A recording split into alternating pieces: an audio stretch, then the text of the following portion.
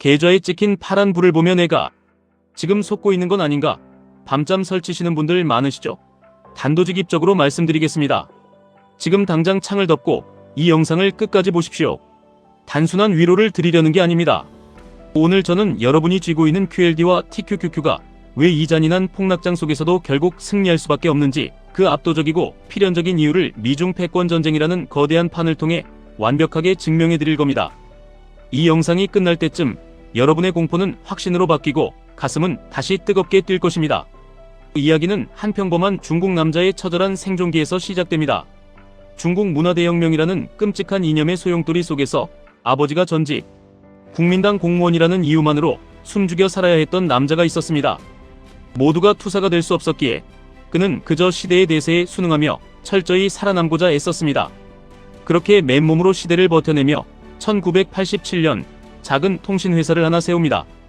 그 회사의 이름은 중국과 연결되다라는 뜻의 화웨이, 그리고 그 남자는 바로 화웨이의 창업자 런정페이입니다. 화웨이가 전 세계를 호령하는 거대 기업으로 성장할 수 있었던 이유는 무엇일까요? 아이러니하게도 그것은 미국이 주도했던 세계화 덕분이었습니다.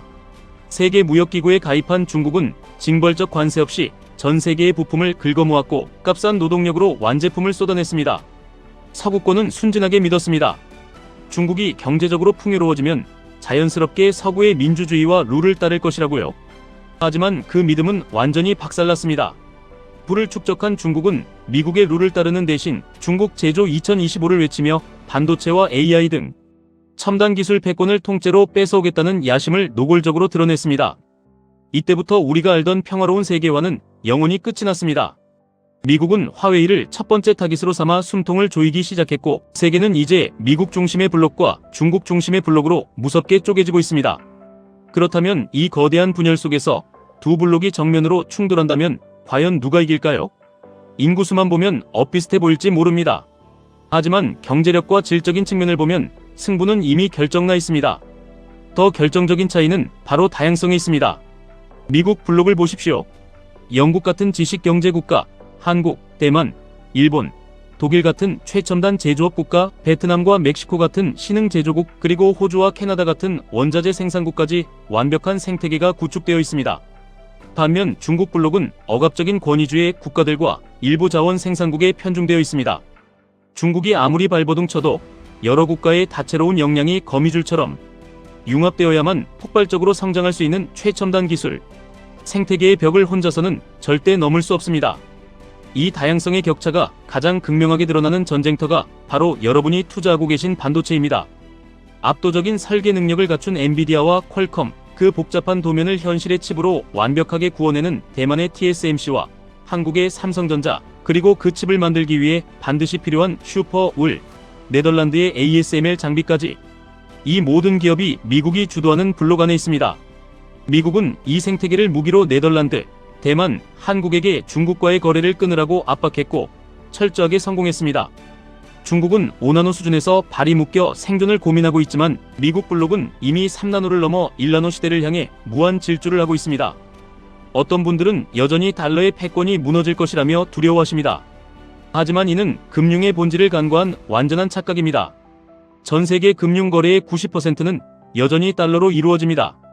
러시아가 우크라이나를 침공했을 때 미국이 단 하루 만에 러시아의 외환 보유고 수천억 달러를 동결해버린 사건을 기억하십니까? 중국이 아무리 막대한 외화를 벌어들여도 그 10조 달러에 달하는 거대한 자금을 안전하게 받아줄 수 있는 유동성 시장은 지구상에 오직 미국뿐입니다. 중국이 달러 체제에서 벗어나려 발버둥 칠수록 그들은 오히려 자기가 가진 자산 가치를 스스로 폭락시키는 딜레마에 빠질 뿐입니다. 여기에 미국에게는 고비용과 저성장의 장벽을 단숨에 부숴버릴 궁극의 비밀 무기, 바로 AI가 있습니다. 고비용의 미국이 제조업을 자국과 동맹국으로 끌어들이면서도 이익을 낼 수 있는 유일한 해답이 바로 AI 혁명에 있습니다. 그리고 이 AI 혁명을 이끌고 설계하고 인프라를 독점하고 있는 기업들이 모여있는 곳, 미국의 자본과 세계 최고의 두뇌들이 집결해 있는 최전선이 바로 나스닥입니다. 여러분이 매수 버튼을 누르는 나스닥 ETF들은 단순한 주식 쪼가리가 아닙니다.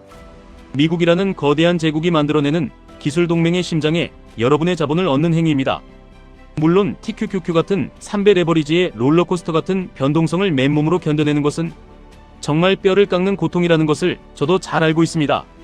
만약 매일 밤 널뛰는 수익률에 멘탈을 유지하기가 너무 버겁다면 과감하게 3배수에서 2배수인 QLD나 1배수 ETF로 갈아타서 포트폴리오의 변동성을 확 낮추고 심리적인 안정을 찾는 것도 아주 훌륭한 투자 전략입니다. 가장 중요한 것은 스스로 감당할 수 있는 그릇 안에서 이 거대한 미국 블록의 생태계에 끝까지 머물러 생존하는 것이기 때문입니다. 여기서 여러분께 하나 여쭤보고 싶습니다. 여러분은 이 거대한 기술 패권 전쟁 속에서 지금 어떤 전략으로 포트폴리오를 지켜내고 계신가요? 여러분의 솔직한 생각들을 댓글로 꼭 남겨주시기 바랍니다. 우리는 지금 단순한 조정장이 아니라 제국이 질서를 재편하는 역사적인 진통을 목격하고 있습니다. 투자라는 것은 눈앞에 찰랑이는 파도에 일희일비하는 것이 아니라 그 파도를 만들어내는 심해의 거대한 조류에 베팅하는 것입니다. 언제 오를지, 언제 떨어질지 완벽한 타이밍을 재는 것은 신의 영역입니다. 하지만 세상이 두 쪽 나도 미국의 기술 패권에 자본이 쏠릴 수밖에 없다는 사실은 인간의 영역에서 내릴 수 있는 가장 합리적인 결론입니다. 두려워하지 마십시오. 복잡하게 생각할 것 없이 그저 미국 최첨단 기업들의 지분을 꾸준히 계속해서 사모으기만 하면 됩니다. 비바람이 몰아쳐도 굳건히 자리를 지키며 기계적으로 수량을 늘려가는 자만이 결국 저 높이 솟아오르는 태양을 가장 먼저 맞이할 자격이 있습니다. 오늘 밤은 차트창을 덮으시고 편안하게 숙면을 취하시기 바랍니다. 지금까지 1분 투자 하이젠버그였습니다.